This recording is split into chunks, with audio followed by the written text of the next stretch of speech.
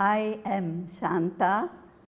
It's a very common name, but with Balasingam by the side, it becomes quite unique. And I am 84 years old, but I like to think I'm not. I never think of my age.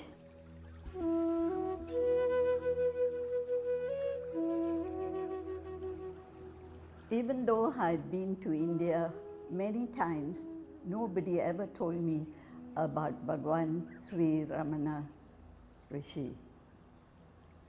For the first time, a friend of mine who had gone to Tiruvannamalai kept sending me pictures and also messages about the teachings of Sri Ramana and about the ashrama there.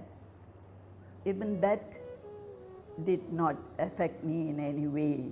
I thought it was one of the many temples in India she had gone to visit. But on her return, she asked me, knowing that I can sing, she asked me if I could sing some songs in the name of Sri Ramana. And I asked her, how do you glorify him? What are the words you use? Give me a few words so I can work on that. And she just gave me two words, one Bhagavan and the other Arunachala. Later she took me to the temple in Tamanyal where Devji was conducting satsangs and prayers regularly. There, I gave the lyrics to Dev and he went through that and approved. He said I could sing the three songs at the inaugural function to be held later in the new setup, the new ashrama in section 12.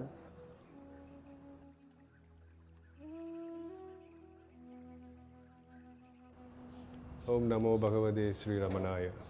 I would like to say a quote which was taken from letters from Ramanashramam by Suri Nagamma. The quote goes like this: any living being that comes to me, it is only to work out the balance of its karma. So don't prevent anyone coming to me.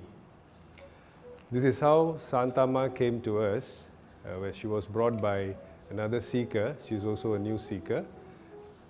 She came to the new center that was in Taman Tanyulai. At that moment, she was not showing any form of interest in Bhagavan's teaching. In spite of that, I gave her a book, Who Am I? Usually I'll give it to any seekers who walks into our center, and a photograph of Bhagavan. When Devji gave the book and a photograph with it, I took them graciously, took them home, but I was not affected by them in any way. So I just left them with all my other books at my bedside.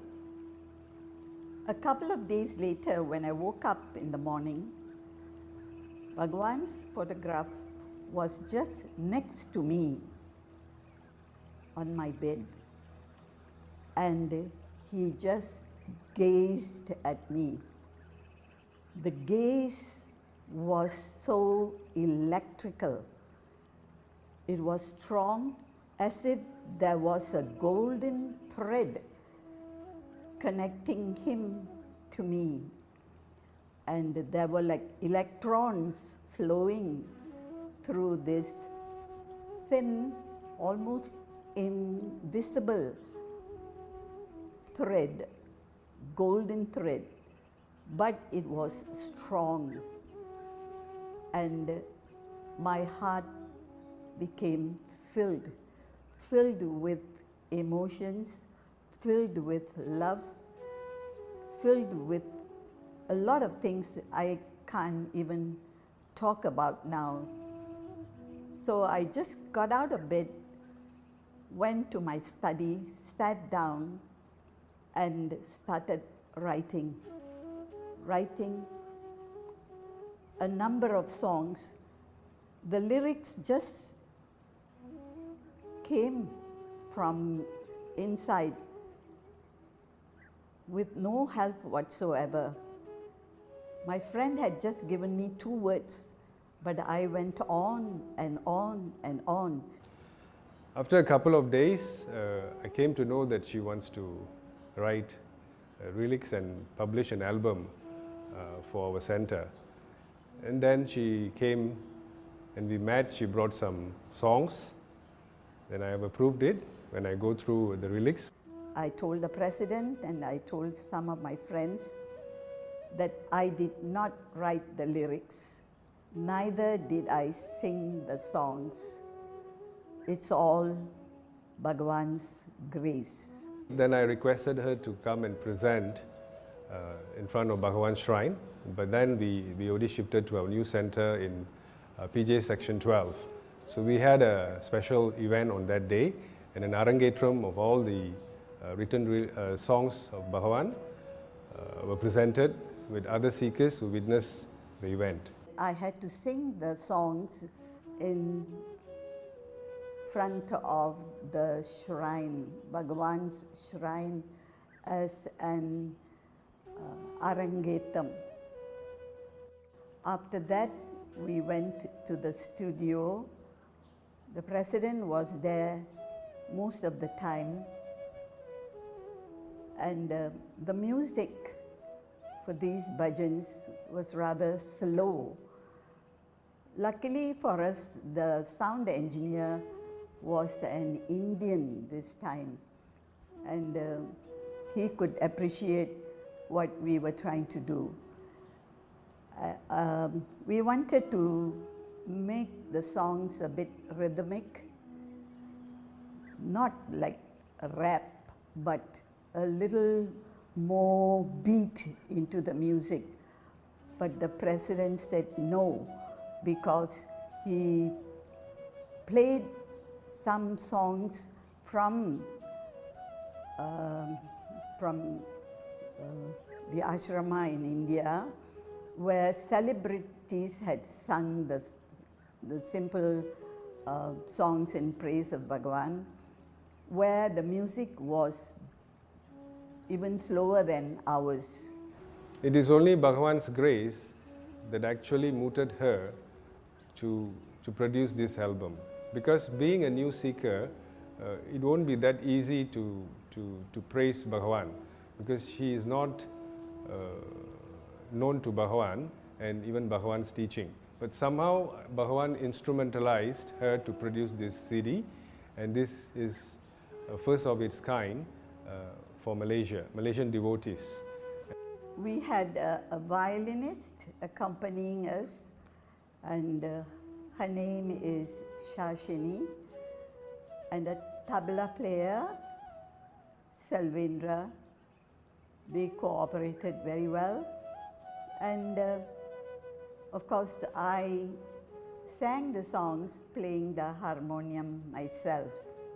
3 Murugan songs at the end of towards the end of the CD, and one may wonder why I've included the songs for Lord Muruga.